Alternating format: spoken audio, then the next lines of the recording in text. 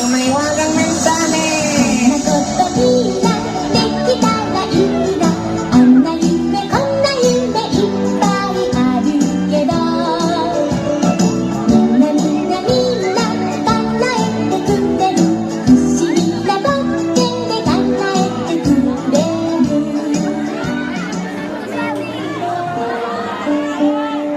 May mga batang 90s ba dito? Kamusta kayo?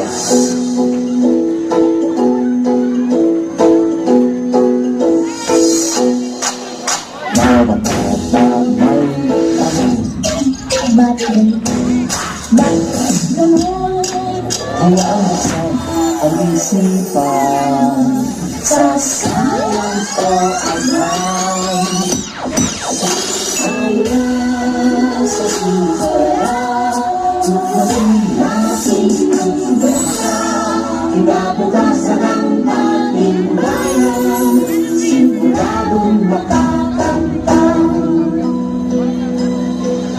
Sabi ko, Nay, paglaki ko, gusto ko po maging guro. Ang Hirayang Manawari ay sinaunang katagang-Tagalog na nagtataglay ng rhetorical na kahulugan na reach your dreams pero abutin mo ang iyong pangarap. Abutin ang talong ng buhay. Gusto kong sisiri ang lalim ng dagat. Gusto kong akyatin ang bundok ng bundok. Tuklasin ang hiwaga sa puso ko'y bumabalot. Nay, malapit na ako sa pangarap ko. Nay, isa na po akong ganap na guro. Hiraya manawari, hiraya manawari, mga pangarap natin, ating abutin ang kapangyarihan nasa puso natin. Hiraya manawari, ating abutin.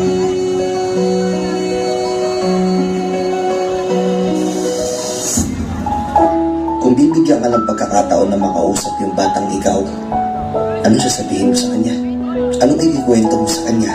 Ako, kung bibigyan ako ng pagkakataon makausap yung batang ako, gusto ko lang sabihin sa kanya na dadating yung time dyan sa oras mo na yan, na babagsak yung mundo mo. Ipaparamdam sa'yo na kung hanggang saan mo talaga kaya, susuko ka. Sobrang nakakadurog ng puso yan. Alam kong minsan gusto mo nang sumuko. Sobrang sakit. Sobrang nakakapagod. Ano gusto mo sabihin sa kanya? Araw-araw sinusuko ka ng mundo. Siguro kaya nung bata tayo, pinapatulog tayo sa hapon kasi kapag tumanda ka na, mamakalabas ka ng tulog at pahinga.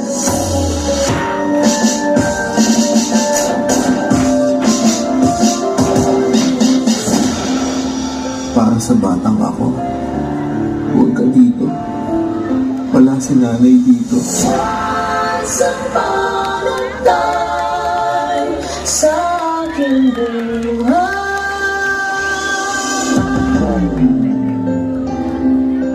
Nay, kahit wala ka na, lagi kang nasa puso ko. Mahal na mahal kita.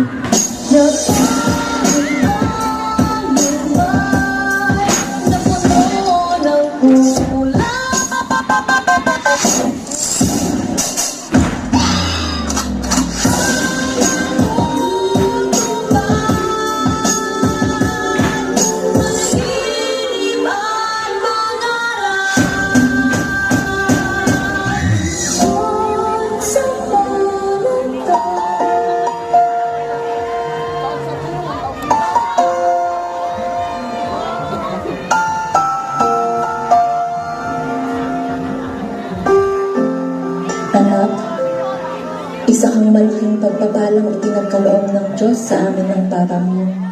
Sana'y maalala mo itong mga bilin ko sa iyo.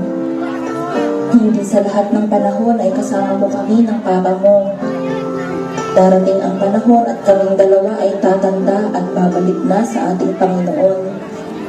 Tandaan mo anak na ikaw ang pinakamagandang nangyari sa aking buhay.